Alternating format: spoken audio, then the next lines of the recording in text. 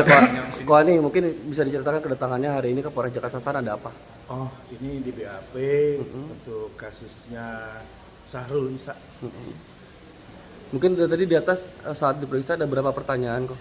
Oh ya, yang pasti masalah Sahrul Isa ini, walaupun dia membawa penetapan pengadilan, itu tidak bisa menganulir Al-Quran. Jadi ibadahnya seseorang, laki-laki atau perempuan sudah diatur dalam Al-Quran. Tidak bisa diintervensi oleh hukum undang-undang KUHP, bahkan UUD. Berarti ini laporan sebelumnya atau ada laporan lain? Ada banyak yang melaporkan, saya baru hari ini di BAP, nanti berikutnya saksi-saksi dan saksi ahli.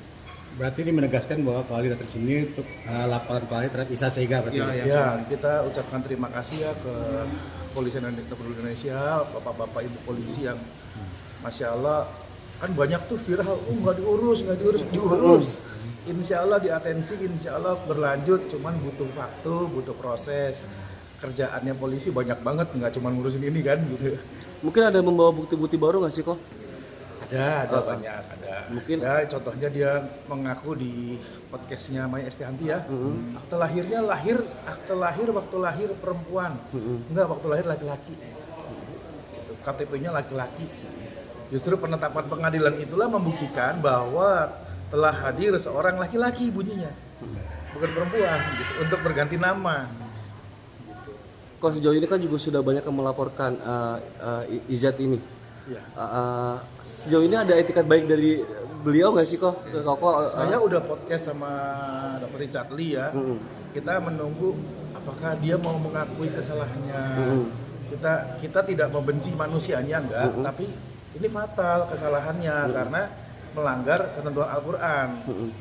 Walaupun Anda pakai penetapan pengadilan, penetapan presiden sekalipun nggak akan bisa merubah tata cara ibadah yang diatur Al-Quran.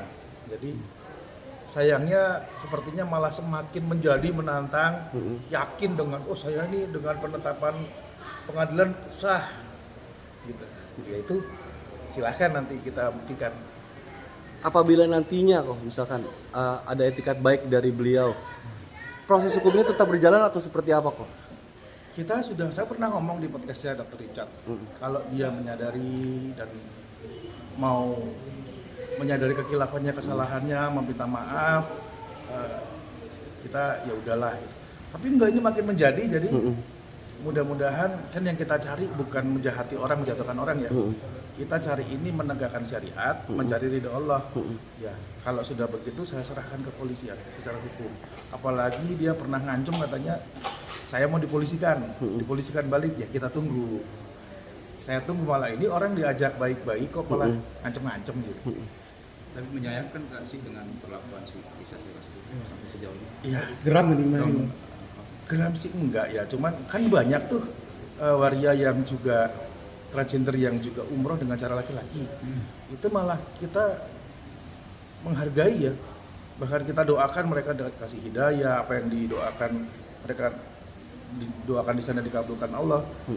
Tapi Isa Sega ini menjadi seperti malah menantang, terus malah makin menjadi, malah ngeyel dengan pendirinya sendiri gitu. Nah, ini kalau sudah begitu ulama nggak didengar, anggota DPR nggak didengar, orang-orang nggak didengar.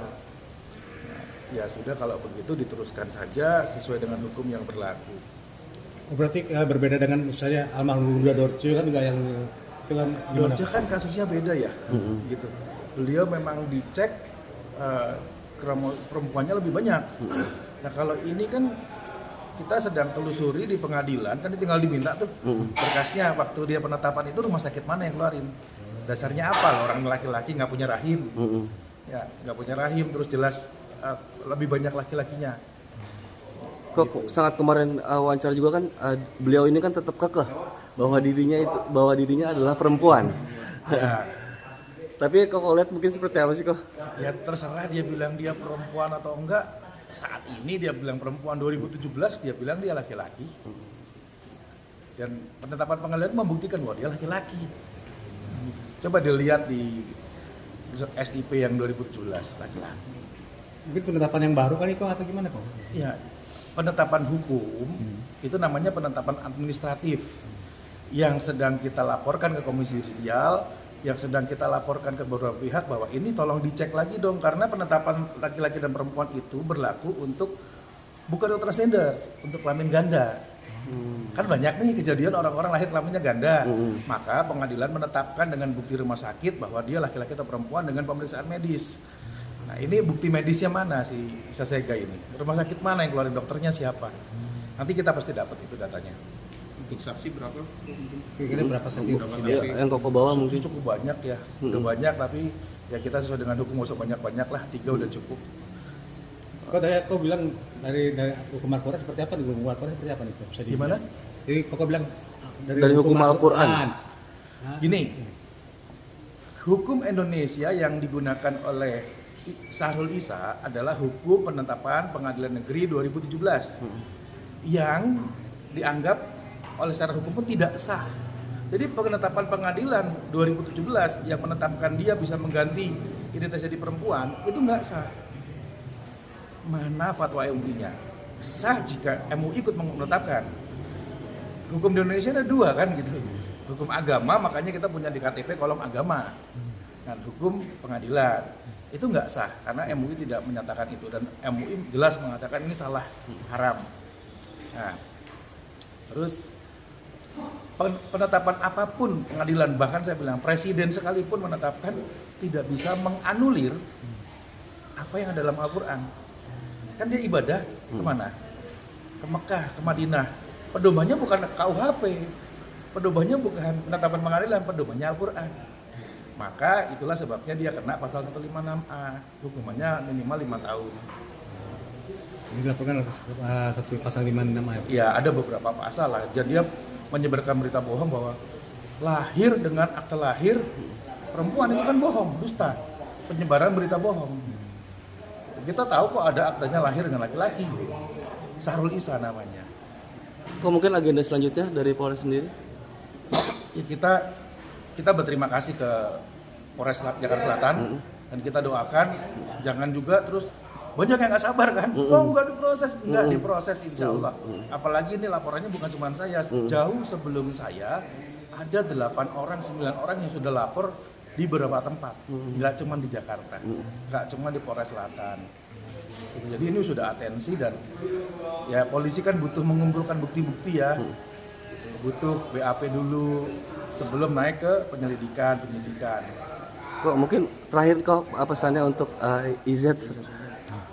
Ya mudah-mudahan Sahrul ini dapat hidayah ya. Jadi mudah-mudahan bagaimanapun dia juga manusia kayak kita kok. Itu mudah-mudahan mau jujur, tidak ikutin ego, dan menyadari semua orang nggak lepas dari salah dan dosa dan khilaf.